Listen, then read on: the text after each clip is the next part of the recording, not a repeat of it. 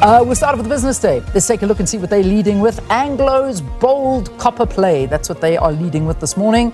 Anglo American has upped the ante in its copper play with the blockbuster merger with Canadian copper miner Teck in one of the biggest mining deals in more than a decade. Walmart raises stakes with own South African outlets. They'll open its first stores under its name in South Africa before the end of the year, stepping out from behind its Massmart investment and signaling a full throttle assault on local retailers. So details over there. Time to set pause on Cetus. House prices climb steadily is what they're reporting on as well. And that was the photograph. Let me just tell you that one.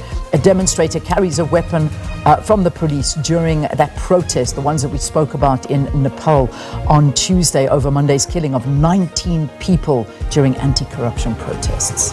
All right, moving on to the Star this morning. They leading with the protest from yesterday. Rubber bullets fired as Joburg water crisis gets worse. Gauteng Premier convenes emergency meeting. Now Joburg's escalating water crisis has sparked furious protests in Coronationville, forcing Gauteng Premier Panyaza Lesufi to convene an emergency meeting with the mayor of Johannesburg as unrest spreads. Now the angry residents of Coronationville took to the streets yesterday, barricading roads with burning tires, stones and garbage as they demanded an end to the prolonged water crisis. About 11 people sustaining injuries there, they go on to say.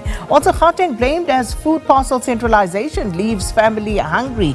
Now, thousands of vulnerable families in Gauteng are going hungry after the provincial government centralized food bank operations, leading to significant criticism.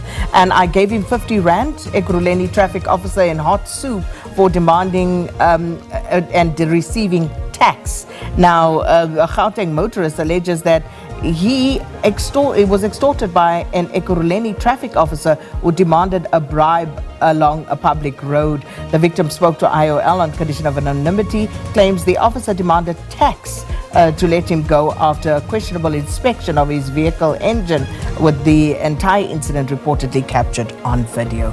That's the front page of the Star. All right, the Citizen now. Let's take a look. Their power error will cost you.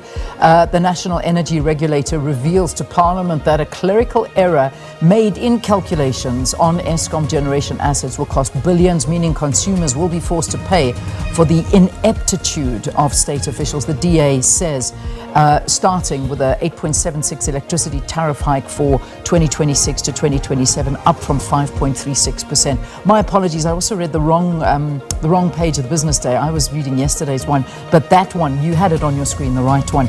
And they're also talking about NERSA cracking the whip after a 54 billion rand tariff blunder. Then again, 9/11 words, remember, the world remembers. Remember the tragedy and that awful, awful terrorist attack on the 9/11. That was the date, and this is where 2,977 people were killed as two planes flew into the Twin Towers and surrounding areas. And that's the big story that they are focusing in on today. Sowetan this morning going with anger over 3 hours a day of school. Pupils threatened to shut Everton School, where they receive half of normal teaching time due to a lack of water and electricity. And this while Gauteng Education says it paid Mfuleni for water supply. The municipality says that Tsepong was opened prematurely. Also, rogue lawyers victims seek 4.4 million rand relief. Details on page 2. And Mango Groove chose 40 years in the music industry. And spring, a time for gents to freshen up. That's the front page of Sowetan. Remember the SABC News website, sabcnews.com, and of course our app SABC Plus. Download it, keep it with you, and you'll be updated all day. All right, let's quickly take a break. The news at 7 after this.